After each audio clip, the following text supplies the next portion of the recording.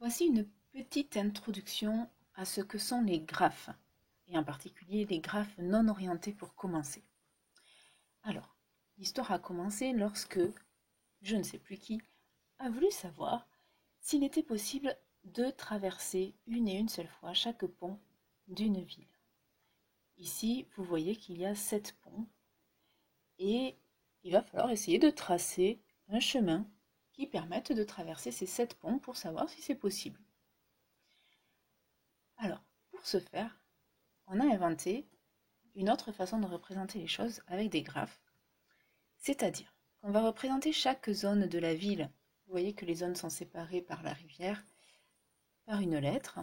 Cette lettre va s'appeler un sommet ou un nœud, et chaque pont va être représenté par une arête, c'est-à-dire un chemin qui relie ces deux zones.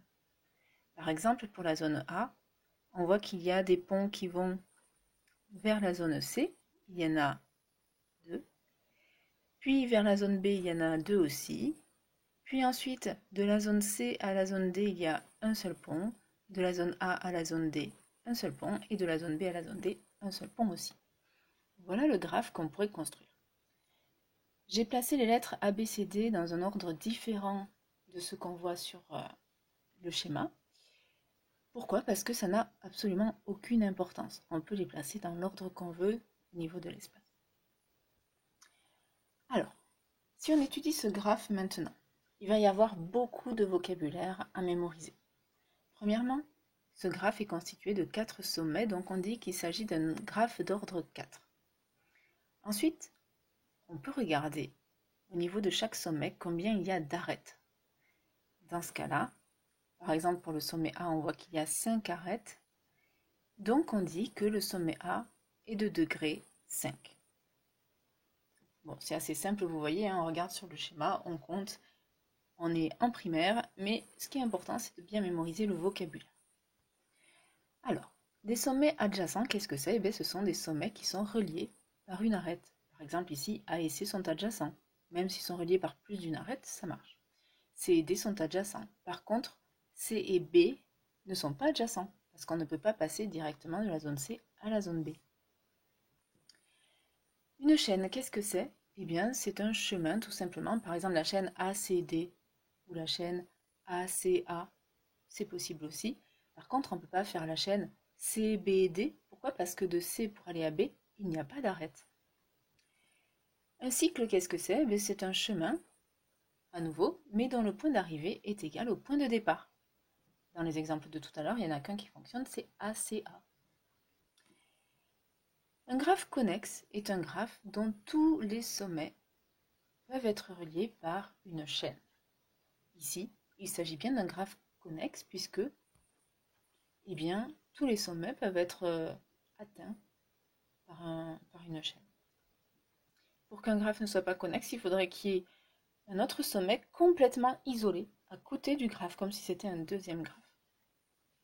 Un graphe simple, c'est un graphe dont les sommets ne sont reliés que par une seule arête maximum et qui ne contient pas de boucle. Donc vous voyez que j'ai effacé les arêtes qui étaient en trop. Voilà un graphe simple. Dans un graphe simple non orienté, il y a une petite formule que vous pourrez connaître.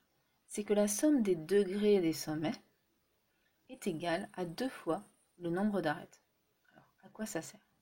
Eh bien, par exemple, si on vous dit que 7 élèves doivent travailler chacun avec 3 autres élèves, on peut représenter cette situation par un graphe.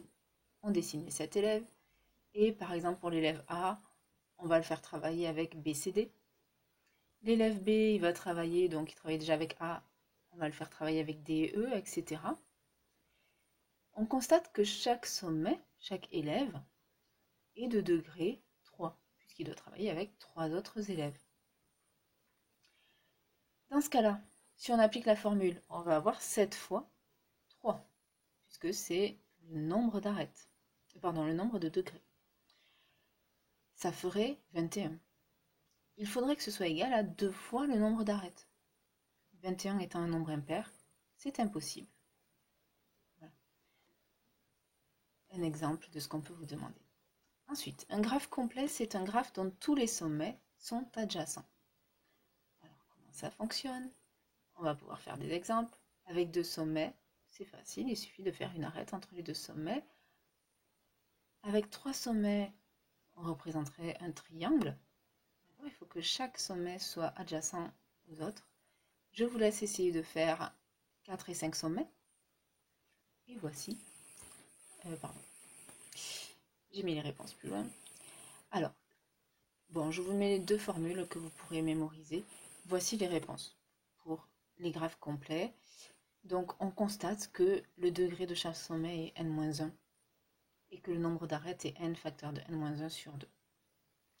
J'ai préparé ça pour mes élèves, donc effectivement, hein, c'est pas dans l'ordre quand je parle toute seule.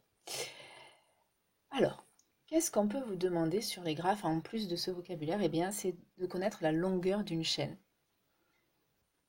On va rechercher le plus souvent le chemin le plus court, c'est-à-dire le plus efficace pour aller d'un point à un autre. C'est un grand classique.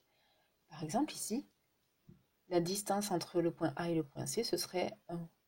La distance entre le point A et le point D, ce serait 1 si on y va directement, ou 2 si on passe par le point C. Voilà. Donc, on peut chercher à chaque fois le chemin le plus court pour aller par exemple de A à D. Eh bien, ce serait l'arête du milieu là, qui va directement de l'un à l'autre parce que la distance serait de 1. Il existe des algorithmes que vous découvrirez pour travailler sur le chemin le plus court dans des cas plus complexes. Et notamment, dans le cas de graphes pondérés, c'est-à-dire pondérés que chaque arête va avoir une longueur spécifique. Par exemple, voilà, j'en ai rajouté. Pour aller de A à D ici, en allant directement de A à D, on aurait une distance de 9. En passant par le point C, on aurait une distance de 3 plus 4, donc 7. Ici, le chemin le plus court serait de passer par C. Voilà, donc vous voyez que le graphe pondéré peut changer les choses. On va s'arrêter là pour aujourd'hui. J'espère que vous avez mieux compris ce que sont les graphes. Il s'agit juste d'une introduction. Et après, pour ce qui est les méthodes qu'on va vous demander, on fera ça dans une autre vidéo. À bientôt!